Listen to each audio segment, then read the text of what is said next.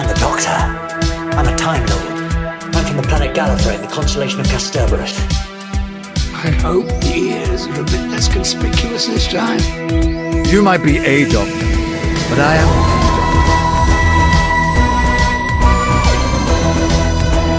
I'm a doctor, but probably not the one who looks good.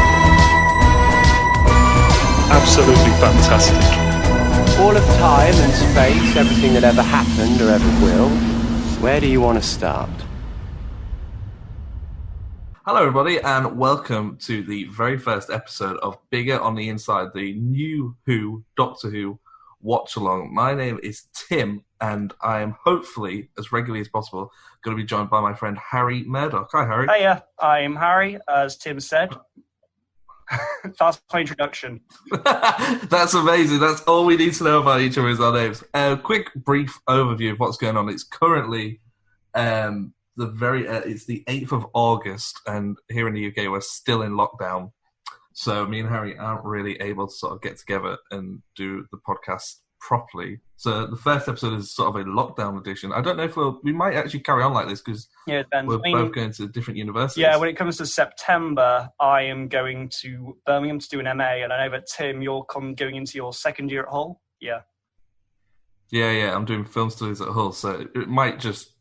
And to be fair, I've seen other podcasts do Zoom calls as just a regular thing now, and I think it seems to be improving. Yeah, it seems like kind of like audio media is kind of the way to go when it comes to lockdown stuff. Like I know like Big Finish has barely been like changed at all because of lockdown. Like people are recording in their sheds and stuff. Oh really? Yeah. Like I think like yeah, because I've seen like a. Oh no, yeah, I think Paul McGann definitely uses his shed, has been using his shed, and I don't know. I think Tom Baker probably just has a very soundproof living room or something. I don't know. I can't imagine Tom Baker leaves his house much. I imagine a letter just falls through his door with a new Big Finish script. He's like, Here we go again. He just walks straight out of his shed from recording one and walks straight back in. Poor Tom. Anyway, yeah, so the episode we're going to be going over is Series 1, Episode 1, which is Rose. It was the very first episode of NuWho. It's the first episode of the show ever. With my favourite Doctor, the first Doctor, Christopher Eccleston. Man, Russell T Davies, like the imagination to think of a show about a man in a blue box. I mean, I don't know where he thought of it, but it's like inspired. I've watched all. I don't know. I think it's really good. Yeah. I'm not sure if it was based off the Funko Pops. No, actually, I think there's this really old movie with what's his face, the guy from Star Wars. Go on, you've got to remember it now. We can't have dead air. Oh, everyone's going to know I'm a fake film fan because I can't remember Tarkin's name. Peter Cushing. Yeah. Yeah, there was a really old movie with Peter Cushing, and I think that's what Russell T Davies based the series off. Yeah. I should just say straight up, me and Harry are quite big Doctor Who fans, but we don't know absolutely everything. So there will be moments I feel like that where I've not watched any classic Who other than a couple of minutes from the Five Doctors, which is quite funny at points. Yeah, I think I showed you that. I think because I bought that and I was like, I've got to watch this, and I brought you over. I was like, you've got to watch this. It's something. I mean, it was unfair because the special effects have obviously dated, and admittedly, like even like the 2005, some of that CGI is quite funky. But we'll get to that. Oh yeah, I've got some notes on that later. I also. So have do you want to? What did you? What did you think then? Because this is the first time I've watched Rose in probably a couple of years. It's the first time I've properly watched it to sit down and watch it, not just have it on in the background. So what did you think of it? Rewatching it, I was surprised at just how well done it was. I don't think there's kind of any nostalgia at play here. I think that Russell T Davies was very smart in how he reintroduced the show to modern audiences. A lot of decisions from the casting to the monsters to just the structure of the episode I thought was very, very smart. I think you couldn't have opened the show like in a better way than Russell did with Rose. Yeah, because I I watched. Do you remember Doctor Who Confidential, Yeah. the side show that used to come on I afterwards? wish I watched that. I really want to watch Confidential, but I just can't find it online anywhere because I'm watching it through iPlayer, and my iPlayer hasn't saved Confidential. Okay. Like, I don't.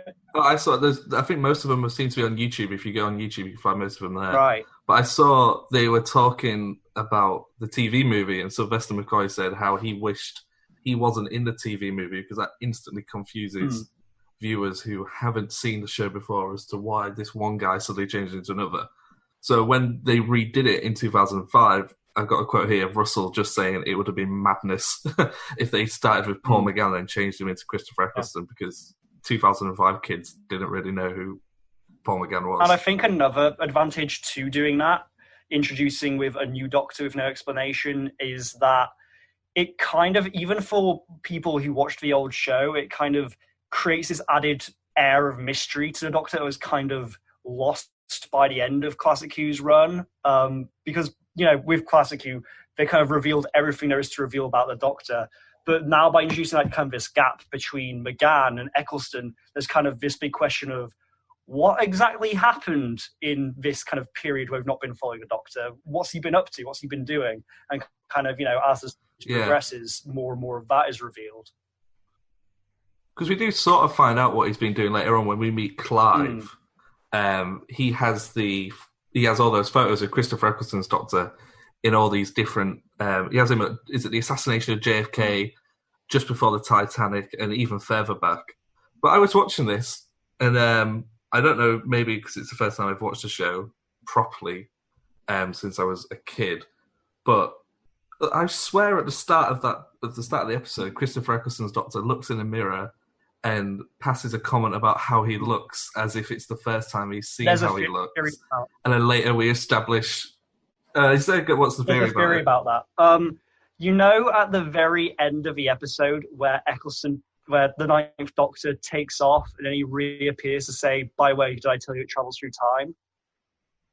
There's this theory that when he took off, he then spent 100 or so years traveling around to all of these different places. And he spent over 100 years kind of thinking what he could say to Rose to make her come with him.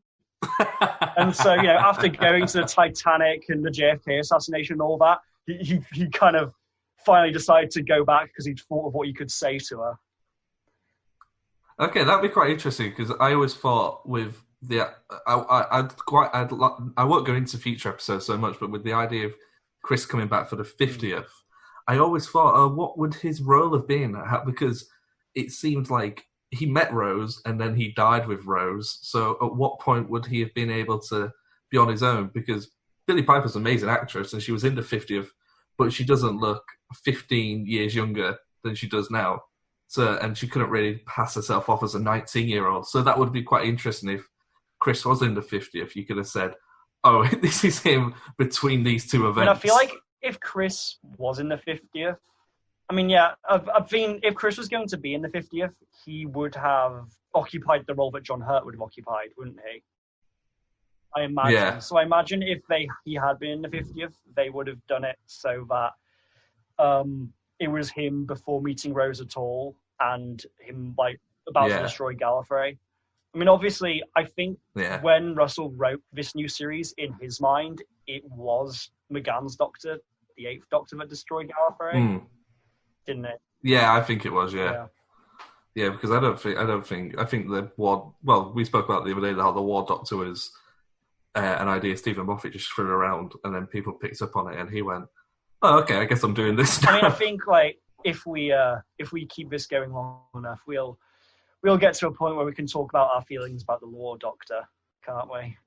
Yeah, hopefully, yeah. I really like the way this episode introduces Rose. Yeah. I think that first 5 minutes is just solidly Rose. There's nothing else there. It's just her. We establish she's only got a mum. She's got a boyfriend. She works a standard job. Yeah. She isn't new at the job. She's worked there a while because people know her. She knows what she's doing. And I think it's just a really good way of reintroducing the show rather than just starting it straight away with the Doctor. Yeah, and I like that. So I feel like maybe that's a character that if you introduce the show with people to go, what the hell is going on here? But if you bring it through a a companion who can ask the questions, it makes it a lot Yeah, easier. and I feel like I know there are lots of people who dislike Rose as a companion for various reasons, but I feel that in this episode especially, I feel like that she really, really works. And see, like I feel like in my mind, especially with NuWho, I kind of can group companions into those who idolize the Doctor and those who can like hold him to account. And I feel like Rose is kind of more in that camp, and that's the camp I prefer. I prefer kind of. And Rose definitely does that. Like, and you're kind of with her at it. Like, there's a bit where she thinks Mickey's dead, and you know she's rightfully very annoyed at how dismissive the Doctor is of him, of that. And then the fact that like the Doctor just keeps so much to himself and it doesn't reveal anything. Like when that's someone who you're putting your life into the hands of, you'd rightfully get very frustrated with that. So I mean, I feel like they did a good job at making Rose such a, kind of identifiable kind of surrogate for an audience. Kind of, you completely get where she's at for most of that episode. Yeah. I agree what you say with Mickey, but then the only question I would ask is, if she really loved Mickey, why didn't she realise he looks completely different when she got back in his car when he was Plastic Mickey? Yeah, that's kind of one of those things where you have to kind of step back and kind of go, all right, this is some kids show logic. You know, it's the same thing as why no one realizes Clark Kent is Superman with glasses on. It's one of those things where it's always in my mind, but then I always suspend my disbelief for it. Yeah, definitely, yeah. I really like Noel Clarke, though, who plays Mickey. I think he's a really good, underappreciated character. I definitely think that character develops more, especially in Series 2. Yeah. And it's... Yeah. Yeah. I really like the... Sorry, go on. And I mean, in many ways, kind of, I like Mickey because, like, although, like, you might not register it at first because everything is kind of shown from Rose's perspective, in a lot of ways, Mickey is kind of an even more grounded character than Rose. Like, Rose seemingly isn't all that fazed by these, by plastic coming to life and walking around and, like, this burning pit of lava. Whereas Mickey is rightfully, like, super freaked out. And I mean, if I was in that situation, I'd probably be acting more like Mickey than I would be acting like Rose. The fact that Rose can maintain such a level head, I mean, yeah. Yeah, there were certain things when I was watching it, and I think you do just have to suspend your disbelief. Because obviously you can suspend your disbelief for stuff like time travel and aliens, but then when I sometimes think maybe when it's a human character who you can relate to interacting with something that is obvious to the audience but not obvious to the character, that's maybe when you start to go, hang on a minute, what's going on here? But you're right, it was, if you watch any interview with Christopher Eccleston, he constantly refers to it as a children's show. It's quite funny because he's at conventions going, I just want to make good TV for kids, and like the audience is full of like 25 plus nerds going, that's kind of a question. Do you consider Doctor Who to be a kids show? Because it's not like on CBC, it's made by the regular drama department. It gets kind of a 8 o'clock virtually primetime slot, a similar slot to something like, I was about to say Strictly, but then I realized that recently Strictly has got better billing than Doctor Who, which is understandable. Yeah, it's got like that same sort of, in the UK anyway, it's got that same sort of time slot as what you'd expect from shows like Sherlock, Peaky Blinders. Yeah. These big BBC dramas. Yeah, definitely. And I think there was once. Sorry, go on. Yeah, and I don't know what kind of budget Doctor Who has received in comparison, but I feel like when it first came back, its budget was probably on par with most of, like, if not all of kind of the bigger BBC shows. And, it makes sense. Like, it's an international property, and I think Doctor Who always will have an international following. So, yeah. Yeah. Yeah, because you talk about the budget, so that might be a good time to go into the CGI. I've put it's pretty good CGI for 2005 TV, but it's still pretty crap. Yeah, like the opening shot of the very saturated planets in space, the CGI of the cartoon wheelie bin. Oh yes, yes. When Mickey's pulling his hands away from it, and I it know. It's like, yeah, hurls him in, and it has just like cartoony burp. yes, yes. Maybe that's the kids aspect of it, but yeah, I know what you mean. I noticed the CGI a lot when it's one of the last scenes when the Doctor is talking to the living cons. What is it he's talking to? The big lava pit at the end. I can't remember what planet it said it's from. Is it the living conscious or something like that? Whatever's in charge of the Control Autons. in the Autons, yeah. Yeah, when he was talking to that, and because you can see where they've mashed out Eccleston, and you're like, and you could it's really clear CG. But then maybe if we watch Doctor Who now, if I was to watch a Whittaker episode, I'd maybe notice the same thing because it's just TV and maybe it doesn't get the same money. And if so you think, it's maybe always good for its era, but dates very quickly. And I think we were watching it now today. We were watching it, on pretty good HD TVs, in HD, where kind of there's not much to hide. If you were watching it back in 2005 when it aired with a CRT television, it was probably much less obvious, those kind of flaws and kinks. And with the special effects, I actually want to commend the decision to open with the Autons, because honestly, I can't think of a better monster to have opened it with. First of all, it's a classic monster, but it's not like so iconic that it'll alienate new audiences. It's a monster that's kind of the same thing that Moffat very much took inspiration from, of kind of this everyday thing made scary. It's a similar thing of a weeping angel, of what if these plastic mannequins that you see every day came to life and tried to and also from a special effects perspective, it's a very easy thing to get right. It's very easy to create a living mannequin that comes to life, and it looks genuinely creepy, as still creepy today. Yeah. There's that scene where Rose goes to give the lottery money at the very start of the episode, and you just see an Auton just move its head. And that's all you see. And even when I was watching, I was going, "Oh man, that's creepy." I remember there were bits. I can't remember what bit it was. There was something I reacted to where it was kind of like a genuine reaction. I was like, where I kind of went, "Ooh." I can't remember. I think it was the bit when the Doctor fired the cork at Plastic Mickey's face. And just the whole thing of it going into him and him spitting it out. It's comical, but it's a bit unnerving. Yeah. Yeah, it's even more unnerving because I watched it and I paused it as the cork enters his head. And the CGI Neil Clark face of the two eyes bug-eyed opposite ways is just hilarious. Yeah.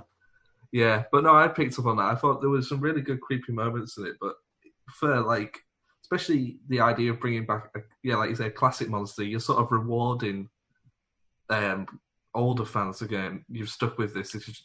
We're not forgetting about you. We're still going to have, the history of the show, but it's still going to be for new audiences. Weren't the Autons first introduced in John Pertwee's first story? Yeah, I'm pretty sure they were John Pertwee. I think they maybe only appeared once or twice after that. That's kind of. But I think it's a bit like the Sea Devils, where they're really known, but when you actually look into how many episodes they've been in, they've maybe only been in less than 5 episodes. I think that also is a smart decision, because I'm pretty sure, I have a friend who's really into Classic Who, and he said that kind of one of the best first stories for a Doctor, if not the best, is that Auton episode with Pertwee. So I guess for that to be recognised and to think, well, if it worked so well the first time, I'll do something similar this time. I mean, it's just, I've said it a lot of times, but it's just a very, very clever decision making. Yeah. Yeah. What did you think of the non-copyright search engine they use, searchwise.net? Searchwise.net. I find it bizarre that something like a search engine has a copyright. You wouldn't think Google would have a problem with you using Google, but that being said, I don't know how big Google was back in 2005. When I was a 5-year-old, I wasn't using the internet, so I don't know. Going on from that, a fun thing you can do, which I found out just by having a scroll through Twitter, is the website that Clive actually has. You can actually visit. Yeah, I've been on it. It's really cool. There's lots of kind of little extra details and Easter eggs and references. Like I know, Yeah. like there's a bunch of kind of blog entries from different people who've seen the Doctor, and I think like the Brigadier and Sarah Jane are amongst those. Yeah, I think you're right. Yeah. I think even Yeah, Mark, because I've been on it before, and I really like the way it's got a 2005 sort of look. They haven't. I don't know if it was made when the show came out or if it's just been made since. I think it was made for. It was an official website made for Series 1, and I think every week it was updated.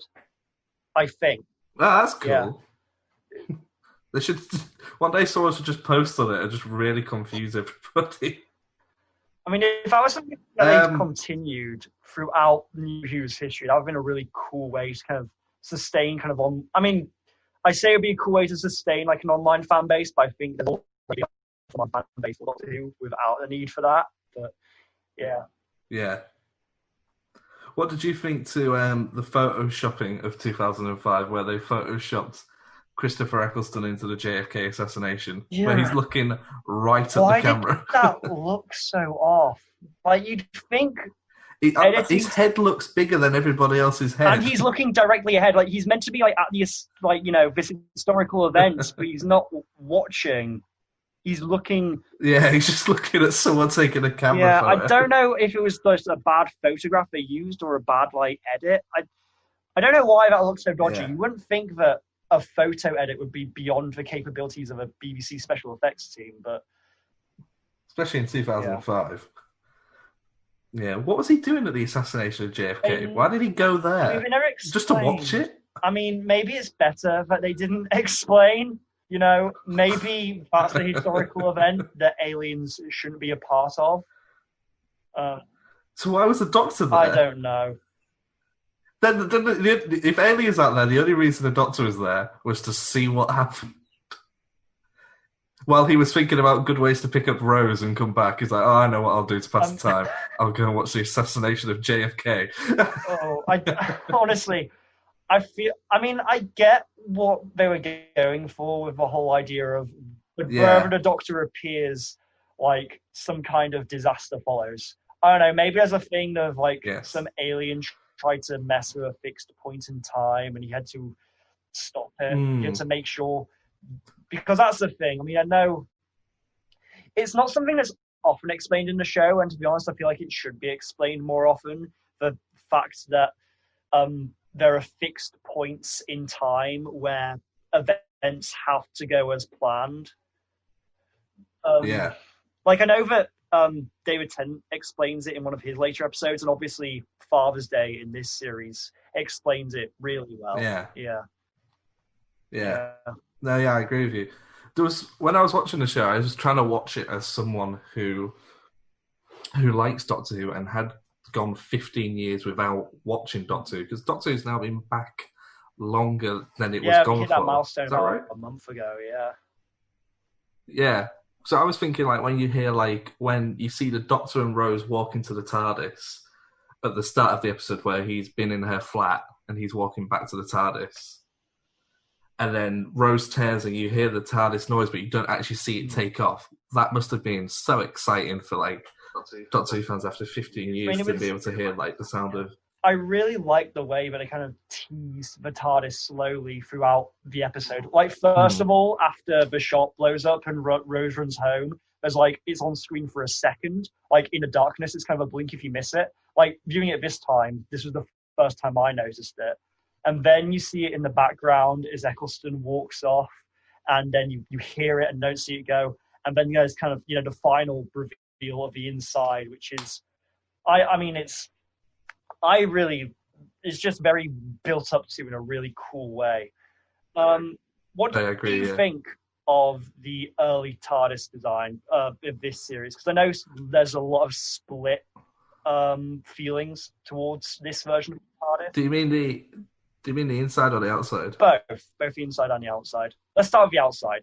Well, the outside I really like. I think it's one of my favourite outsides, because I feel the Smith one was too light, and I didn't really get the St. John's ambulance thing. I was like, why is that on there? But I think it looks more real world. The Tennant Eccleston one, it looks more real, especially outside.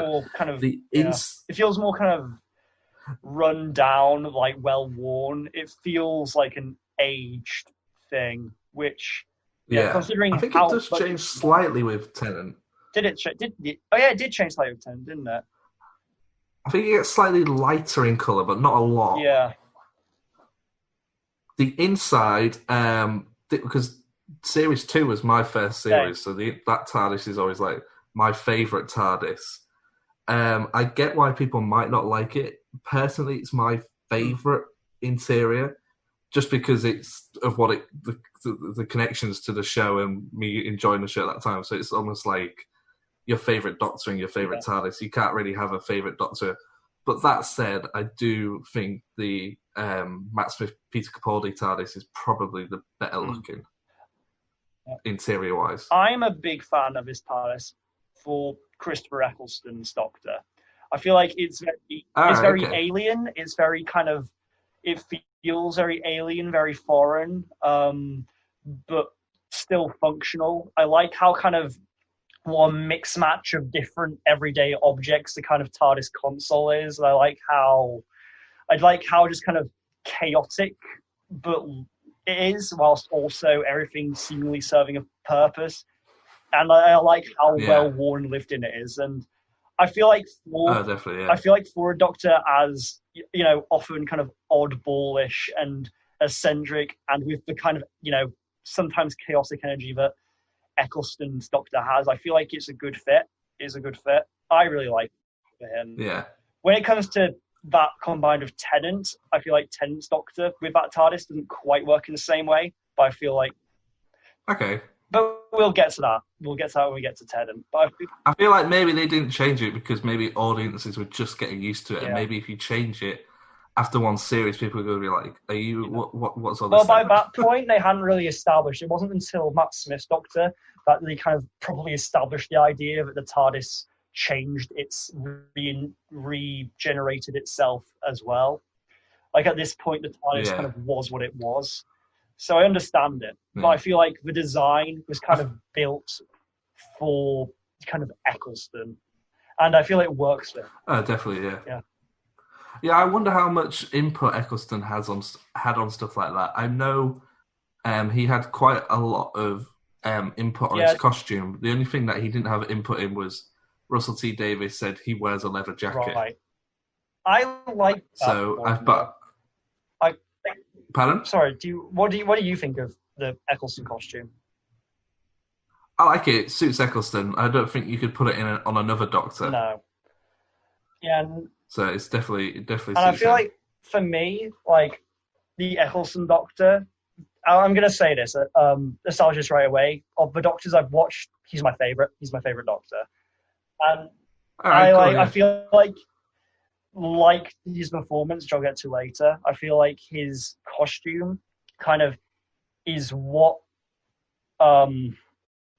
is kind of, to me, what a modern version of Doctor should be. Like, it's kind of both out of its time, yet also timeless. Like... Yeah, I agree what you mean, I believe, is the jacket like an old kind of army or like jacket or something? Or like... I'm not sure, but I know they went through different types of leather jackets because they even tried on a lot. I think they tried on a long leather jacket that was quite like like when you see sort of emo goths in big long trench leather coats, like a Matrix one. I think they put him in one. Like the Matrix. Yeah, they put him in one like that, and apparently the costume designer just tore it off him straight away. So you look an idiot. No, yeah, I feel like. But you can't. I can't even see it. I can't see Eccleston in another costume. I mean, I've seen a thing where Russell T Davies has always said that kind of the Doctor's costume always kind of reflects the era that like they were introduced in, and I feel like Eccleston's kind of almost kind of transcends that, because it's interesting because the show is obviously from 2005, and when you look at what everyone's wearing, obviously the clothes that say like Rose wears are very much of the era, you know. Yeah, definitely. Yeah, big baggy jeans. Very Avril Lavigne. Yeah, and all those kind of bold colours, very kind of early 2000s Britain. And then Eccleston, while of that world and of the world of 2005, seems out of place for today. He kind of seems the most kind of timeless, and I really Yeah. like it. And I feel like what I like about the jacket is that it's very functional. It's just kind of a thing that you can put on. You can kind of wear a jacket in various types of weather. It's not kind of like suited for one specific situation, and it's very versatile. I think it's maybe one of the only Doctor Who costumes that doesn't change that much throughout. I know there was only one series. Yeah. I think it's maybe one of the only ones that doesn't change that much. I think he changes the T-shirt twice to a dark purple, and that's about it. Yeah. And also, it doesn't. I don't feel like it has. Like, you look at Tennant's costume, and it's got the Converses. You look at Smith, and he's got the bow tie. You look at Capaldi, and he's got the red lining. It doesn't seem to have a gimmick. Yeah. It's straightforward. This is a guy, and this is what he's wearing. It's a guy in a jacket and boots, and it's kind of very everyday, very unremarkable, but also, and maybe that's why some people don't gravitate towards it, because it's kind of understated and remarkable. But for me, if you're someone who kind of goes traveling around a lot, you probably wouldn't care that much. You get to a point where you wouldn't care too much about appearance, so you just kind of, wear, whatever's like comfortable, whatever's the most versatile. So I'm kind of thinking from a practical point of view, like if I was the type of person who traveled through time to lots of different locales, I'd probably be most like. You mean you're not? I mean, I'm not yet. Why have I got you on this? It's the reason I had you on here. I thought you were an actual time traveller. I kind of inflated some parts of my resume. I mean, I've been. What did you think to the? I've been to York. Sorry, go on. I've been to York. I've been to Poland York for a week. So, what do you think to the performances in the episode? What do you think to the acting from all, not just Eccleston, from everybody? Well, I'll start with Eccleston. And like I said, he's my favourite. It's hard to place. He's very, like, for someone who dresses in such a kind of, for some people, like, mundane way, he's got a lot of energy to him. Like, he's very kind of, like, he comes on and he's very jovial, he's very bright, he's very bubbly, he's got a lot of kind of whimsy, like messing around with cards, flicking through Heat magazine and making... That's one of my favourite parts, where he's just in the background. It's almost like, Creature Comforts, the Aardman animation, where there's always something main going on in as your like main purpose is like someone talking, and in the background is just someone doing the most absolute ridiculous thing. I really got that vibe when he's just flicking through the magazine and he goes, "That won't last. He's gay and she's an alien." No, yeah, I just really warm to him. I'm just like, when he just throws on that big grin, like I just want to grin with him. And for me, the perfect Doctor, I feel, is kind of the type of person who you would want to travel through time and space with. And he has such a sense of fun in this first episode that I'm just like, he's totally with him. He's just very mesmerizing to watch. And particularly, one of the things I really like about him is how he plays off Billie Piper as Rose. I feel like, although Rose isn't my favorite companion, I don't think, I feel like her and Eccleston are my favorite Doctor companion combination. Kind of the chemistry they have is so natural, it's so warm, like they just play off each other so well. And I feel like the dialogue, I think this was one of, sorry, go on. I feel like the dialogue that Russell T Davies has written between them is, the exchanges are just so memorable and kind of just lovely. Where the chemistry they have, I just gravitate towards it. I could just watch them. Yeah. I'd love to see them work with each other again in something that wasn't Doctor Who. I mean, I'm not sure how likely it is to happen, but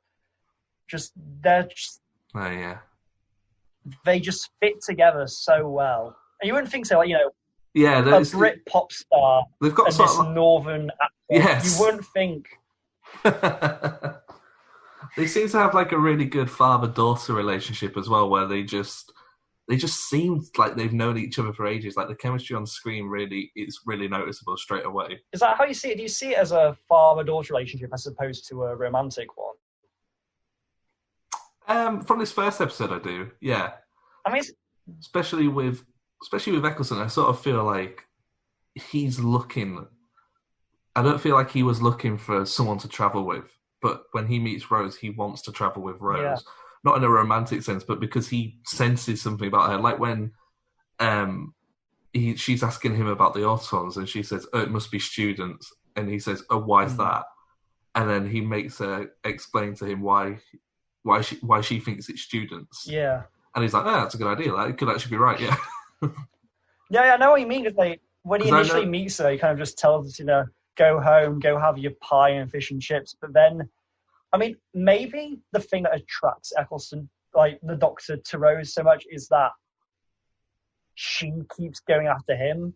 Like the Doctor kind of naturally, I think his natural instinct is to keep people safe. And a part of keeping people safe is making sure that they don't hang around him. So he kind of always tells people, run for your life, go home. And perhaps the fact that he's so willing to like stay with him and travel with him, because there are a lot of points where she could have just said, I'm going home, but she doesn't. She stays with him. She tracks him down. She's persistent. Yeah, definitely. Yeah, and perhaps I know when they were making it. Sorry. Yeah, I was done. Okay, I know when they were making the show, they were quite keen on not having the Doctor as the person who grabs Rose's hand and pulls her along. Because when they were filming the sequence where... The first thing he does is grab her hand and say, But do you know what I mean? Like, he's not like, okay, this is what we're doing now, we're coming here, we're doing this. He only does that because she doesn't know that the building's about to explode. But the sequence where they're running over the bridge outside Big Ben and the two London buses run past, they were quite... If you watch, they both grab each other's hand. It's not one of them grabbing the other one. They both hold hands, so it's almost like, there's that real bond between them that just sort of... And there are a lot of points really kind of, in this episode, like, Rose does that whole thing when under the Eye of London Eye, and like she's the one who has to go and do that thing, swing from the chain. Like, she's the one who, at the end, saving the day relies upon. They kind of... Yeah. Although she's kind of a companion, there is it evens out a lot more than some of the later dynamics do. They definitely... There's I agree. Mutual respect between them. Like, the Doctor wants... I wonder if... The Doctor wants Rose to travel with him just as much as she wants to travel with him. It's... Yeah, I like that. Yeah. I wonder if because when she swings on that rope, on that chain, she mentions that she's got like a degree or a certificate or whatever in gymnastics. Oh, she was in the gymnastics team at school. Like, she's not even done any of it. Yeah, when she said the restaurant, Classic Mickey, she says she's not even done A levels. Like, she's considering going back to school to do A levels. Yeah, I wonder if that gymnastics thing was going to play into later episodes, because it seems like such a random thing to mention that she hasn't done anything with her life, but she was quite good at gymnastics. I wonder if it was maybe something they plotted and thought, oh, maybe we could use this, and then they sort of thought, oh, it's a bit too, maybe like Lara Croft. It's a bit too adventurous rather than just a 19-year-old from London. Maybe it's just a justification for how she can keep her breath running through so many corridors. Yeah, the Doctor's always watching his companions. He just goes and hangs out at gym classes and he just watches people. He's like, you've got a good physical fitness. I'll pick you next. Imagine, it must be an exhausting job working on Doctor Who. Like, as a companion or as a Doctor, there is so much running. Well, I watched the thing with Peter Capaldi where he talks about his meeting with Matt Smith, where he met Matt Smith before. I think the BBC had signed Capaldi on. I'm not sure if it had been confirmed at this point, but I know the two of them had met each other to talk about Doctor Who. And Capaldi was at this restaurant or cafe, and Matt Smith walked in on crutches. And Capaldi said, "Oh, what's happened to you?" And he went, "Doctor Who. Doctor Who's done this to me." 2 weeks into filming, Peter Capaldi got the same injury from running. He got the exact same knee injury that Matt Smith got. See, that's why you can't go around in Converse or smart shoes. You got to wear boots like Eccleston did. You don't pull your knee out if you do that. Yeah, so I really liked the episode. I thought it was a really good, especially for an opener to a show that already at this point had like a 2005, 2003 would have been the 40th, right. so a 40 plus year heritage. It did a really good job, I think, at I feel like if I was a kid, I was a kid, but I wasn't watching the show. But if I'd seen it at the age of 5, I feel like I probably wouldn't have understood everything that was going on because I distinctly remember not understanding the plots of most of the episodes beyond there's a monster who the Doctor has to stop. But I feel like I would have been intrigued enough by the ideas presented and how they were presented to want to watch the next week. Oh yeah, I totally agree. Yeah, and I won't mention what my first episode was. I don't know what yours was either, but we can when they get mentioned when we get to that episode, we'll mention it. We can talk about that. But yeah, I think it was a really good episode. This wasn't my first episode, but no, I really enjoyed it, and I've seen it. I think I watched all series 2 of Tennant's, and then I was told, "Oh, you do know there was 9 other people before David Tennant," and I was like, "You what? What are you on about?" And I remember being bought the box set of Series 1 and watching it and being like, who the heck's this guy? Who's this guy? I don't understand. I remember before watching Doctor Who for the first time, I remember my parents explained to me, I think it was in a car or something, but I remember them explaining what the show was and how he's called Doctor Who because no one knows who he is and because he keeps changing to different people. What I did notice from the credits, if you watch the credits, Christopher Eccleston is credited as playing. Yeah, it's like that for the whole series. The Doctor, if you go to the IMDb, you see like Matt Smith and David Tennant are like credited as the Doctor. And when you go to Peter Capaldi, Peter Capaldi is really low down because there's loads of actors and companions who've been in more episodes than him. Like when you find him, eventually he's credited as Doctor Who. Oh, so it goes back to Capaldi, does it? It turns no, back not to Doctor Capaldi. Who. I meant Eccleston. Sorry, I was thinking. Oh, you're not a fan, are you? You don't know what you're on about. Sorry, there's like they're all like skinny white dudes. Okay, it's hard to keep track. Yeah. So, did you have any other thoughts that we haven't touched on yet about the episode? I'd like to talk about the music by Murray Gold.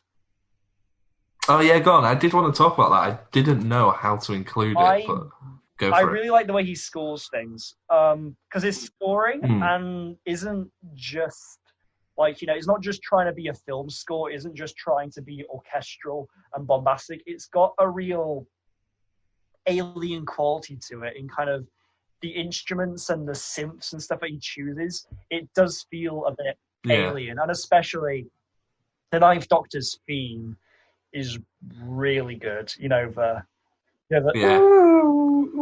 not doing it justice. I did wonder. I saw a look in your eyes. As you went, it goes, and I saw you go. Ah, crap! I'm gonna have to sing a tune. I'm going to drama school in September. They'll teach me to sing. So maybe over the course of this podcast, you'll hear me go from a terrible singer to a half-decent singer. Who knows? Every week, I'm going to do the Ninth Doctor theme. Yeah. Is this, talking of the actual theme, is this your favourite Doctor Who As theme? in, of like the TV show intro? Or the theme? Yeah, like the main... they're like the main show's theme. When I imagine the theme in my mind, because this is the version I grew up with, this is the one I picture. Of course, there's the fact that there's no middle eighth, and the middle eighth kind of makes it. Do you know what the middle eighth is?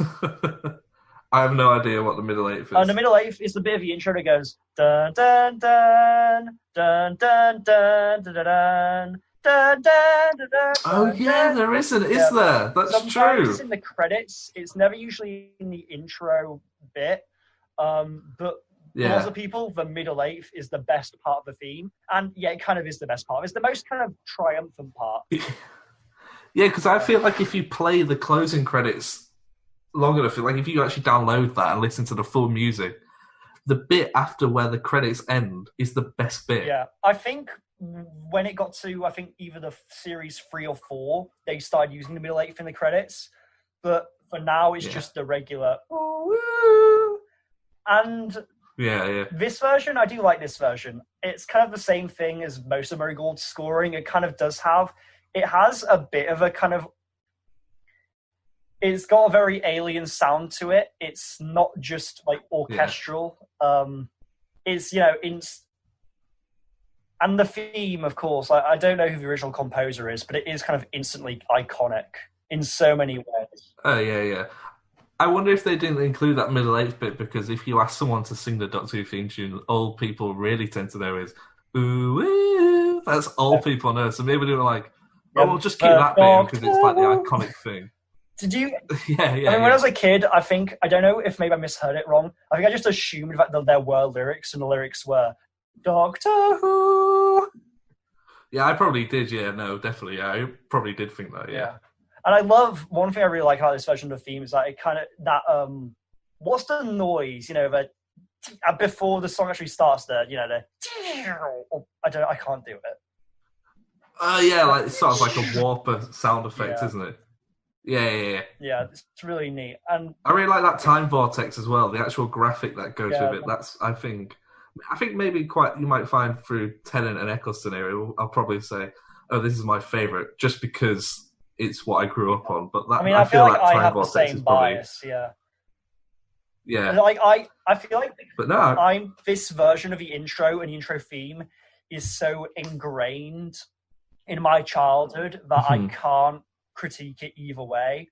All I know is that's what Doctor Who looks and sounds like in my head. With that being said, the logo is not very good. Oh, really? Yeah, I sort of agree. I think maybe my favourite logo...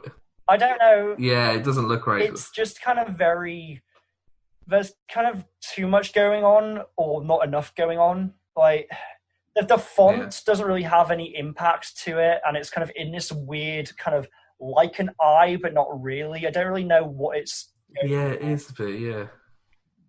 Yeah, I think maybe one of my favourite logos is the one they used around the 50th. The one with the I think they took it from the TV movie. TARDIS in the middle, that one. Oh, no, I think that it was the one that they used in the TV movie where it just says Doctor and in big letters underneath it says Who. Oh, the one. And then they used it for the branding of the 50th. Yeah. Yeah. That is a good one. And then they seem to bring it back for the 50th. But no, yeah, I know what you mean. I didn't really like the DW one. I didn't like it that much. But we'll save that. We'll save that for... We'll save that one. We'll save it for like another 4 seasons. So is there anything else, Harry, that we haven't touched on? Can't think of anything. Well written, well casted, well acted. Most of the special effects hold up pretty good. Great reintroduction of the show. Well done, Russell T Davies. You're one of the best writers in British television. Definitely. So I think we'll bring this one to an end. And then after this, are you still okay to instantly record the next episode? Absolutely, yeah. Cool. So we're going to record the next episode. I don't know when that'll be up. I don't even know when this is up. Yeah. But the next episode, we're going to talk about episode 2, Harry, which is called End of the World. Oh, I'm glad you remembered that. Did you not remember? I thought it was like, is it the end of the world? Is it like the end of... I knew it was the end of something, but you know, I started the sentence and I lost all faith in what... I'm so glad. And you know what? I feel like the amount of confidence I said that with made up for my Capaldi mishap earlier. Hopefully. Yes, definitely, yeah. Don't write letters. We don't want to read them. So thanks for listening, and we'll listen to episode 2 whenever that's out. Cool. Bye. Bye-bye.